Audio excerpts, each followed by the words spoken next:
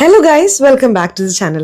ഇന്ന് നമ്മൾ അധികം ഇൻട്രോ ഒന്നും പറയുന്നില്ല, കാരണം അധികം ഇൻട്രോ പറഞ്ഞു കഴിഞ്ഞാൽ സിനിമയുടെ രസം പോകും. അപ്പൊ നമുക്ക് അധികം വൈകാതെ തന്നെ സിനിമയിലേക്ക് കടക്കാം. സിനിമയുടെ തുടക്കത്തിൽ ലക്ഷ്മൺ മീര എന്ന പേരുള്ള ഒരു ദമ്പതികളെയാണ് നമ്മൾ കാണുന്നത്. ലക്ഷ്മണിനെ കുറിച്ച് പറയുകയാണെങ്കിൽ അയാൾ ഒരു ജോലിയും ചെയ്യാത്ത, ഒന്നിനും കൊള്ളാത്ത ഒരു വ്യക്തിയാണ്. അയാൾക്കൊരു മകനുമുണ്ട്. പക്ഷെ യാതൊരു ജോലിക്കും ഇയാൾ പോകുന്നില്ല.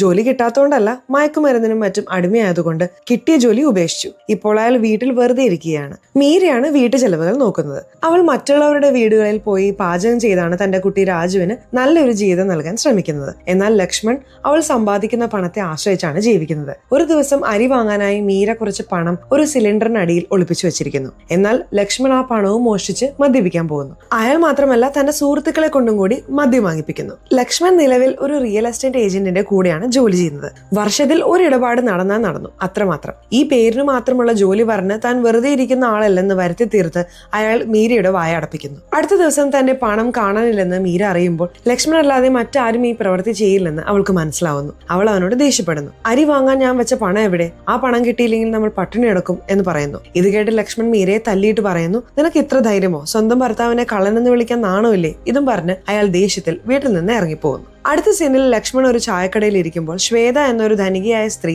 അവിടെ വരുന്നുണ്ട്. അവൾ ഒരു വീട് കാണാനാണ് വന്നത്. എന്നാൽ അവളെ കൊണ്ടുവന്ന ഏജന്റിന് ഇംഗ്ലീഷ് അറിയില്ലായിരുന്നു. ശ്വേതയ്ക്ക് ഇംഗ്ലീഷ് മാത്രമേ അറിയൂ. അതുകൊണ്ട് ഏജന്റ് പറഞ്ഞതൊന്നും മനസ്സിലാക്കാതെ അവൾ വീട് കാണാതെ തിരികെ പോകുന്നു. ലക്ഷ്മൺ ഏജന്റിനോട് ശ്വേതയെ കുറിച്ച് ചോദിച്ചപ്പോൾ അവളുടെ ഭർത്താവും മക്കളും അമേരിക്കയിലാണെന്നും ഭർത്താവുമായി വഴക്കിട്ട് അവൾ അടുത്തിടെയാണ് ഇങ്ങോട്ട് വന്നതെന്നും താമസിക്കാൻ ഒരു വീട് നോക്കുകയാണെന്നും മനസ്സിലാക്കുന്നു. ഇത് കേട്ട് ലക്ഷ്മണന്റെ മനസ്സിൽ ഒരു ദുഷിച്ച ചിന്ത ഉദിക്കുന്നു. ശ്വേത വളരെ പണക്കാരിയാണ്, ഭർത്താവുമായി പിണങ്ങി നിൽക്കുകയാണ്. തനിക്ക് നല്ലൊരു അവസരമാണ്. ശ്വേതയുമായി അടുപ്പം സ്ഥാപിക്കാൻ ശ്രമിക്കാം. അവൾ തന്റെ വലയിൽ വീണാൽ പിന്നെ മീരയെ ഒഴിവാക്കാം. ശ്വേതയോടൊപ്പം തന്റെ അത്ഭുതകരമായ ജീവിതം തുടങ്ങാം. പണത്തിന് പണം. കഷ്ടപ്പെട്ട് ജോലി ചെയ്യുന്ന ഭാര്യ ഉണ്ടായിട്ടും ഈ മനുഷ്യൻ മറ്റൊരു പണക്കാരിയായ സ്ത്രീയെ വളയ്ക്കാൻ പോകുന്നത് കണ്ടോ? അങ്ങനെ അയാൾ ഏജന്റിനോട് പോയി പറയുന്നു, എന്നെ ശ്വേതയ്ക്ക് പരിചയപ്പെടുത്തി താ, ഞാൻ അവൾക്കൊരു വീട് തരപ്പെടുത്തി കൊടുക്കാം. അതിലൂടെ നിങ്ങൾക്കും ലാഭം കിട്ടും. മറുവശത്ത് പാവം മീര തനിക്ക് നല്ല ഭക്ഷണം പാചകം ചെയ്യാൻ അറിയാവുന്നതുകൊണ്ട് എന്തുകൊണ്ട് ഒരു ഇഡ്ഡലി ദോശക്കട തുടങ്ങിക്കൂടാ എന്ന് ചിന്തിക്കുന്നു. അതിലൂടെ കുറച്ചുകൂടി പണം സമ്പാദിക്കാം. കണക്ക് കൂട്ടലുകൾക്കൊടുവിൽ കട തുടങ്ങാൻ 50,000 രൂപ വേണ്ടിവരുമെന്ന് അവൾ മനസ്സിലാക്കുന്നു. എന്നാൽ 50,000 രൂപ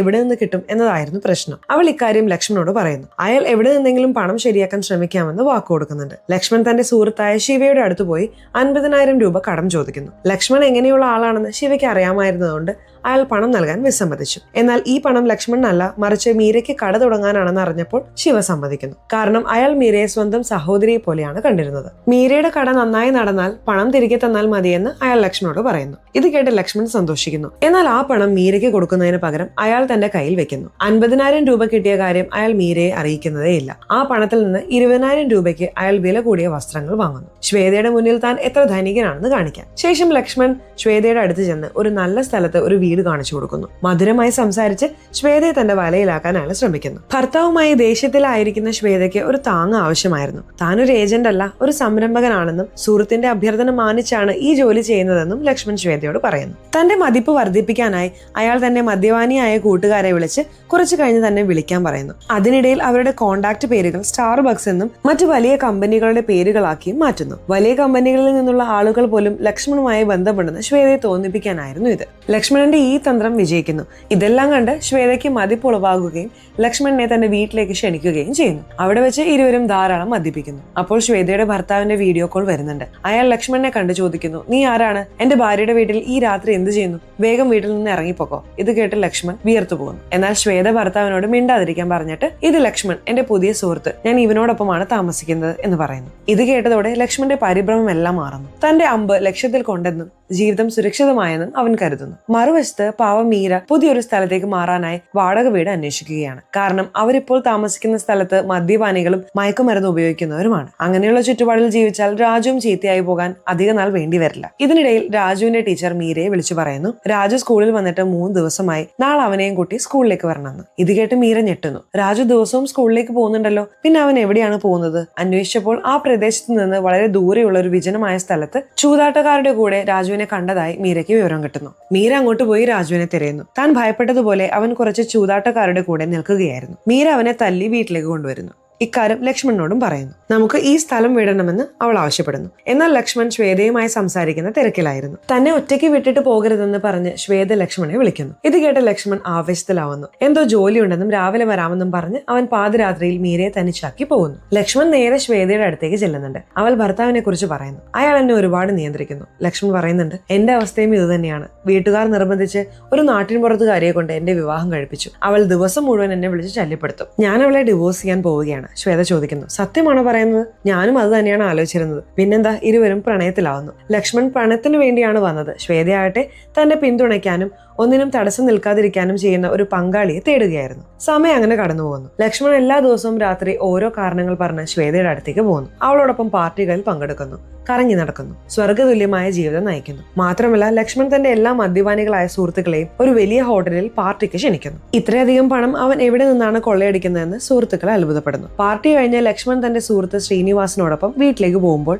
ശ്വേത അവനെ വീഡിയോ കോൾ ചെയ്യുന്നു. ഇരുവരുടെയും സംസാരം കേട്ട ശ്രീനിവാസിന് കാര്യം മനസ്സിലാവുന്നു. ഭാര്യയെ ഉപേക്ഷിച്ച് അവൻ മറ്റൊരു പണക്കാരിയ സ്ത്രീയുമായി ബന്ധത്തിലാണെന്നും അവളാണ് അവന് പണം നൽകുന്നതെന്നും ലക്ഷ്മൺ അവനോട് പറയുന്നു. നീ ഇതേക്കുറിച്ച് മീരയോട് പറയരുത്. അവൾക്ക് പണം മാത്രം മതി. ഞാൻ ശ്വേതയുടെ കയ്യിൽ നിന്ന് ഒരു 8-10 ലക്ഷം രൂപ വാങ്ങി അവളുടെ മുഖത്തേക്ക് എറിഞ്ഞു കൊടുത്തിട്ട് വിവാഹമോചനം നേടും. എന്റെ ജീവിതവും സുഖകരമാവും. നിനക്കും വായടയ്ക്കാൻ കുറച്ച് പണം തരാം. എന്നാൽ ശ്രീനിവാസ് പറയുന്നു, എനിക്ക് ഇങ്ങനെ ഉണ്ടാക്കുന്ന പണം വേണ്ട, അത് നിന്റെ കൈ വെച്ചോ. അടുത്ത സീനിൽ മീര ലക്ഷ്മണന്റെ അടുത്ത് വന്ന് അവനെ തല്ലുകയും ദേഷ്യപ്പെടുകയും ചെയ്യുന്നു. എനിക്ക് എന്തിന്റെ കുറവുണ്ടായിരുന്നു? എന്നെ ചതിക്കുന്നതിനെ കുറിച്ച് നിങ്ങൾ ചിന്തിച്ചല്ലോ. ശ്രീനിവാസ് എന്നോട് എല്ലാം പറഞ്ഞു. ആ ശ്വേതയ്ക്ക് വേണ്ടി എന്നെ ഉപേക്ഷിക്കാൻ നിങ്ങൾ ആഗ്രഹിക്കുന്നുവെന്ന് മനസ്സിലായി. ഇത് കേട്ട് ലക്ഷ്മണന് ദേഷ്യം വരുന്നു. ഈ ശ്രീനിവാസ് ഒരിക്കലും നന്നാവില്ല. അവനോട് ഒന്നും പറയരുതെന്ന് വിലക്കിയിട്ടും അവൻ എല്ലാം പറഞ്ഞു. അവൻ ദേഷ്യത്തിൽ ശ്രീനിവാസിന്റെ അടുത്തേക്ക് പോകുന്നു. എന്നാൽ ശ്രീനിവാസ് ഒരു വടിയെടുത്ത് അവനെ ഭീഷണിപ്പെടുത്തുന്നു. ഇനി ഒരു അക്ഷരം വേണ്ടിയ ഈ വടി കൊണ്ട് നാട്ടുകാരുടെ മുന്നിലിട്ട് നിന്നെ ഞാൻ തല്ലും. നിന്നെ പോലൊരു മോശം മനുഷ്യനുമായി സൗഹൃദം വെക്കുന്നതിലും നല്ലത് സൗഹൃദമില്ലാതിരിക്കുന്നതാണ്. പണത്തിന് വേണ്ടി 3 നേരം നിന്നെ വീട്ടിലിരുത്തി ഊട്ടുന്ന മീരയെ പോലൊരു പെൺകുട്ടിയെ ഉപേക്ഷിക്കാൻ നിനക്ക് എങ്ങനെ തോന്നി? അവളെ ഉപേക്ഷിച്ച് സ്വന്തം ഭർത്താവിനെ ഉപേക്ഷിച്ച ഒരു സ്ത്രീയുടെ കൂടെ നീ പോവുകയാണോ?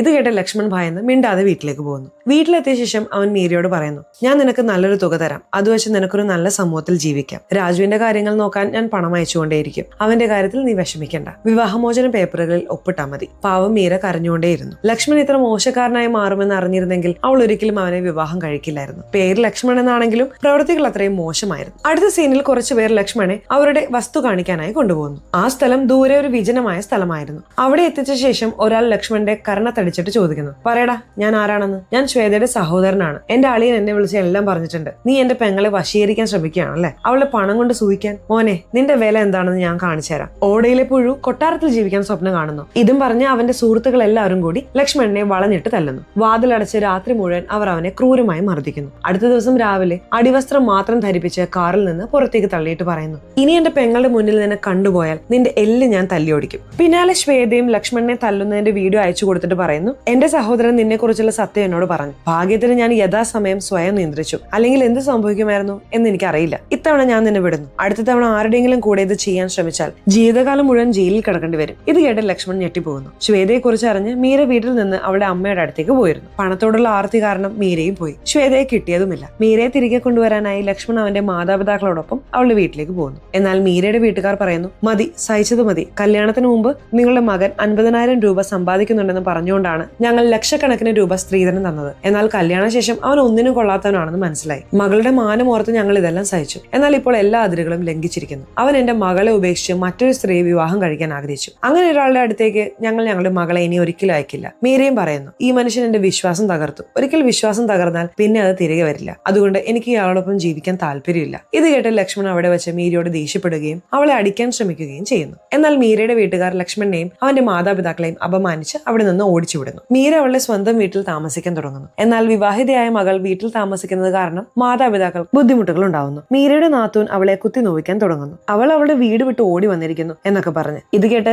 താൻ ഒരു ഭാരമായെന്നും ഇവിടെ നിൽക്കുന്നത് ശരിയല്ലെന്നും മീരയ്ക്ക് തോന്നുന്നു. അങ്ങനെ പാവം പെൺകുട്ടി നിർബന്ധിതയായി രാജുവിനെയും കൂട്ടി ആ ചെകുത്താനായ ലക്ഷ്മണന്റെ അടുത്തേക്ക് തന്നെ തിരികെ പോകുന്നു. അവളെ തിരികെ കണ്ടപ്പോൾ ലക്ഷ്മണന് അല്പം സന്തോഷമാകുന്നു. മീര ജോലി ചെയ്തിരുന്ന വീടിന്റെ ഉടമസ്ഥരായ ബഷീറും ഭാര്യയും മീരയ്ക്ക് 50,000 രൂപ നൽകുന്നു ഒരു ഇഡലി ദോശ കട തുടങ്ങാൻ. മീര എത്രത്തോളം കഷ്ടപ്പെട്ടിട്ടുണ്ടെന്ന് അവർക്കറിയാമായിരുന്നു. അവർ അവളെ സ്വന്തം മകളെ പോലെയാണ് കണ്ടിരുന്നത്.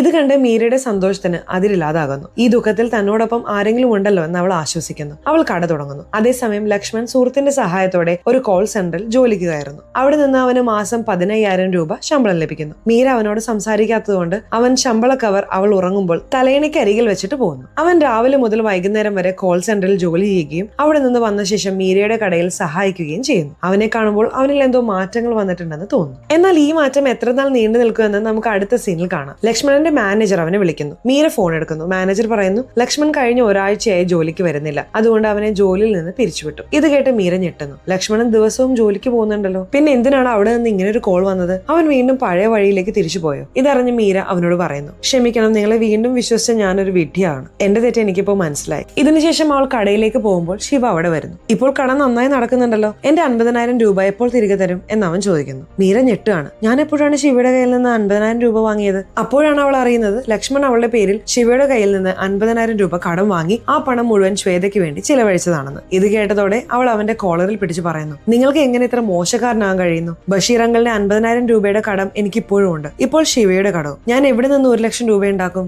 എല്ലാവരുടെയും മുന്നിൽ വെച്ച് മീര തന്റെ കോളറിൽ പിടിച്ചത് ലക്ഷ്മണ് സഹിക്കാനായില്ല. അവൻ അവളെ അവിടെ വെച്ച് തല്ലാൻ തുടങ്ങുന്നു. എന്നാൽ വഴി യാത്രക്കാർ അവനെ തടയുന്നു. അന്ന് രാത്രി ലക്ഷ്മൺ വീടിന്റെ വാതിലടച്ച് മീരയെ ക്രൂരമായി മർദ്ദിക്കുന്നു. നീ നിന്റെ പരിധി വിടുന്നു, ഇന്ന് ഞാൻ നിന്നെ ജീവനോട് വിടില്ല. കുറച്ച് പണം സമ്പാദിക്കാൻ തുടങ്ങിയപ്പോൾ ഭർത്താവിനെ ബഹുമാനിക്കാൻ മറന്നോ എന്ന് പറഞ്ഞ് അവൻ പാവം മീരയെ ഒരുപാട് തല്ലുന്നു. എന്നാൽ ഇപ്പോൾ മീരയുടെ സഹനശക്തി നശിച്ചിരിക്കുന്നു. അവളും കയ്യിൽ കിട്ടിയതെടുത്ത് ലക്ഷ്മണനെ തിരികെ അടിക്കുന്നു. സഹിച്ചത് മതി, ഇനി വയ്യ, നിങ്ങളെപ്പോലൊരു ഭർത്താവ് ഇല്ലാതിരിക്കുകയാണ് നല്ലത്. ഇതിനുശേഷം അയൽവാസികൾ വന്ന് അവരുടെ വഴക്ക് നിർത്തുന്നു. മീര ഒരു തീരുമാനമെടുക്കുന്നു. അവൾ രാജുവിനെയും കൂട്ടി പുതിയൊരു നഗരത്തിലേക്ക് പോകുമെന്നും ഒറ്റയ്ക്ക് കഠിനാധ്വാനം ചെയ്ത് രാജുവിന് നല്ലൊരു ജീവിതം നൽകുമെന്നും പറയുന്നു. അടുത്ത ദിവസം രാവിലെ അവൾ പുതിയ നഗരത്തിലേക്ക് യാത്രയാകുന്നു. ഇതിനുശേഷം 1 വർഷം കഴിഞ്ഞുള്ള സീനാണ് കാണിക്കുന്നത്. മീര പുതിയ നഗരത്തിൽ ഒരു ഇഡലി ദോശക്കട തുടങ്ങിയിരിക്കുന്നു. അതിലൂടെ അവൾക്ക് വലിയ പുരോഗതി ഉണ്ടായി. ഇപ്പോൾ അവൾ ഒരു നല്ല സമൂഹത്തിൽ ജീവിക്കുന്നു. രാജുവിനെ നല്ലൊരു സ്കൂളിൽ ചേർത്ത് പഠിപ്പിക്കുന്നു. അവിടെയുള്ള കുട്ടികൾ നല്ലവരാണ്. അവർ രാജുവിനെ തെറ്റായ വഴിയിലേക്ക് കൊണ്ടുപോകില്ല. എന്നാൽ ലക്ഷ്മൺ ഇപ്പോഴും അതേ പഴയ വീട്ടിൽ തന്നെയാണ്. അവന്റെ സ്വഭാവത്തിന് ഇന്നും ഒരു മാറ്റവുമില്ല. സത്യം പറഞ്ഞാൽ ഒരു മോശം വ്യക്തിക്ക് ഒരിക്കലും മാറാൻ കഴിയില്ല. ഒരാളുടെ വിശ്വാസം ഒരിക്കൽ തകർന്നാൽ വീണ്ടും വിശ്വസിക്കുന്ന തെറ്റ് ചെയ്യരുത്. കാരണം വഞ്ചകനായ ഒരു വ്യക്തിയുടെ സ്വഭാവം ഒരിക്കലും മാറില്ല. അതിനാൽ നിങ്ങൾ ആരും ആരുടെയും വിശ്വാസം തകർക്കരുത്. കാരണം ആ വ്യക്തി ഭാവിയിൽ നിങ്ങളെ വീണ്ടും വിശ്വസിക്കുമോ ഇല്ലയോ എന്ന് നിങ്ങൾക്കറിയില്ല. ഈ സീനോടുകൂടി സിനിമ അവിടെ അവസാനിക്കുന്നു. സിനിമ എങ്ങനെയുണ്ട്? ഇഷ്ടപ്പെട്ടോ? സിനിമയെ കുറിച്ചുള്ള അഭിപ്രായങ്ങൾ തീർച്ചയായിട്ടും കമന്റ് ബോക്സിൽ രേഖപ്പെടുത്തണേ. ചാനൽ ഇതുവരെ സബ്സ്ക്രൈബ് ചെയ്യാതെയാണ് നിങ്ങൾ വീഡിയോ കാണുന്നതെങ്കിൽ ചാനൽ ഉടനെ സബ്സ്ക്രൈബ് ചെയ്ത് തൊട്ടടുത്തുള്ള ബെല്ലൈക്കൺ അമർത്തണേ. എന്നാലാണ് നമ്മൾ അപ്ലോഡ് ചെയ്യുന്ന വീഡിയോസ് ഉടനടി നിങ്ങൾക്കരികിലേക്ക് എത്തുകയുള്ളൂ. ഇനി അടുത്തൊരു വീഡിയോയുമായി വരുന്നത് വരെ ബൈ.